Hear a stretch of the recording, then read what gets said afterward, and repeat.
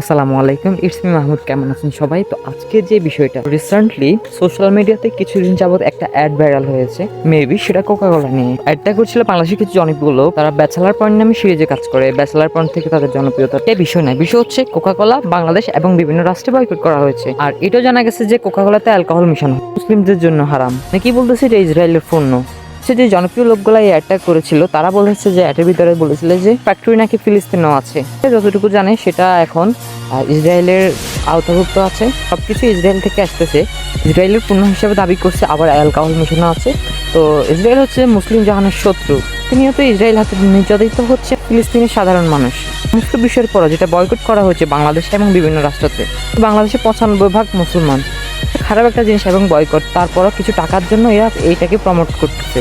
বাংলাদেশের সবাই তাদের উপর ক্ষেপে আছে। আমার জানার মতো তারা টাকার জন্য এমনটা করা একদমই উচিত হয়নি। তারা এই অ্যালকোহল জাতীয় খারাপ জিনিসটাকে প্রমোট করেছে। ইসরায়েলের পণ্য দেখা যায় যে এরা ইসলাম বিরোধী কাজ করেছে। স্কিপ দেওয়া হচ্ছে, সেই অনুযায়ী তারা অ্যাডটা করেছে। বিবেকে ধারণা যে ইসলাম বিরোধী ইসরায়েলের পণ্য, যেখানে হাজার হাজার ফিলিস্তিনের সাধারণ মানুষ নির্যাতিত হচ্ছে। তারা টাকার জন্য অনেক বড় ভুল করেছে। বাংলাদেশের মানুষ তাদেরকে আনফলো করা শুরু করেছে। পোস্ট করতেছে যে তাদের বয়কট করা হোক। আপনারা কি বলেন সেটা কমেন্টে জানান।